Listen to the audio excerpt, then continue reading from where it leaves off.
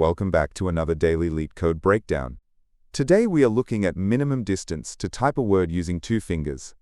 As always, if anything doesn't make sense while we go through this, drop a question in the comments and I will jump in and reply to help you out. Here is the problem page. It's a bit of a read with a lot of details, so let's break down exactly what it's asking visually. We have a standard virtual keyboard, laid out in a grid that is exactly 6 letters wide. Every letter has an X and Y coordinate on this grid. For instance, A is at row 0, column 0, B is right next to it at row 0, column 1. We are given a word, and we have to type it out using only 2 fingers. The cost to move a finger from one letter to another is calculated using the Manhattan distance between their coordinates. We just subtract their row positions, do the same for their column positions, and add the positive values together. The very first time you place each of your 2 fingers on the keyboard, it costs absolutely nothing. You can start them anywhere. Our main goal is to figure out the absolute minimum total distance our fingers have to travel to type the entire given word. Let's walk through the example word from the problem description. Cake. We start by placing our first finger on C. Since it's our first time putting this finger down, the cost is 0. Next is A. We move that same first finger from C over to A. That's a distance of 2 steps to the left, so our cost goes up by 2.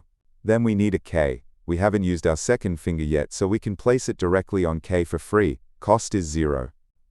Finally, we need an E. We move the second finger up from K to E. That's just 1 step up, adding 1 to our cost. 2 plus 1 gives us a total minimum distance of 3. This is the optimal way to type the word cake. Just a quick heads up.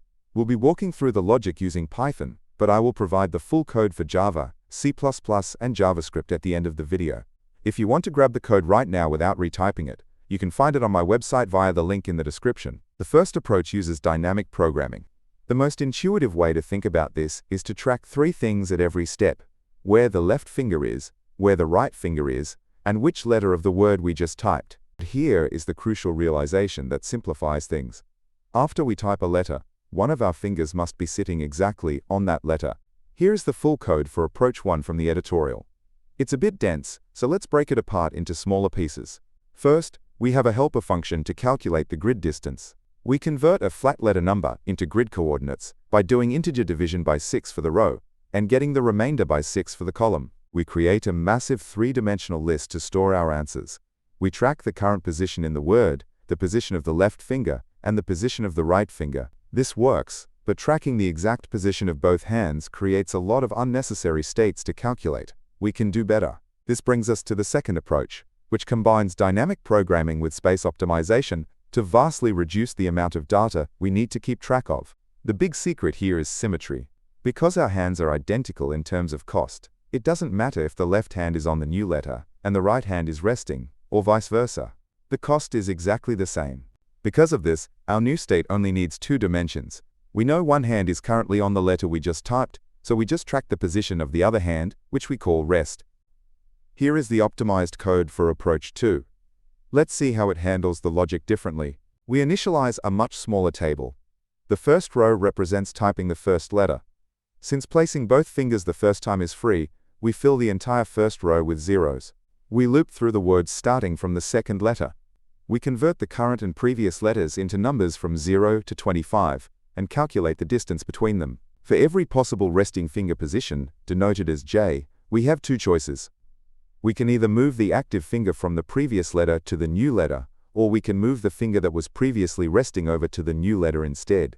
If we trace a simple transition, let's say moving from C to A, our active finger could just slide over, while the resting hand stays put. Or, if it happens to be cheaper, the resting hand could fly over and hit the A instead.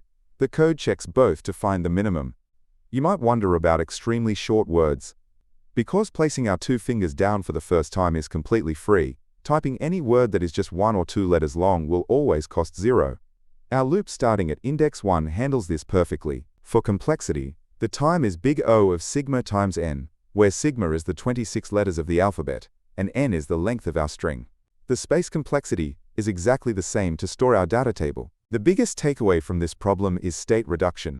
Always look for ways to trim down your dynamic programming states, especially by looking for symmetry or logic that is already implied. Before I show you the other programming languages, I want to quickly mention that I've changed the format of these videos a little bit. I use AI to generate these videos so I can study faster myself. Please let me know in the comments if you prefer this quicker visual style. And remember to drop any questions you have about the problem logic down there as well. I upload these here purely to help you guys out. That is why you will never see any YouTube ads or random product sponsorships in the middle of these explanations. Anyway, let's look at the other languages. Alright, that covers the Python solution. As promised, here are the full solutions for Java, C++, and JavaScript. Instead of pausing and typing these out, you can just go to my website via the link in the description to copy and paste the exact code directly. Here is the full optimized solution written in Java. Next up, here is the C++ version of the optimized dynamic programming approach. And finally, here is the solution in JavaScript. Before we finish up, I want to mention I have another channel called Leetcode Unlocked. I'm on a mission to eventually post a solution for literally every single Leetcode problem on the platform. If you want to study problems outside of just the daily challenge, make sure to check it out. If you want to help support that goal of covering every problem, you can donate at buymeaboba.com/LeetCodeDaily. Also, please make sure to like, subscribe, and turn on notifications. I post these daily breakdowns as soon as they come out. Keep coding, and I'll catch you in the next one.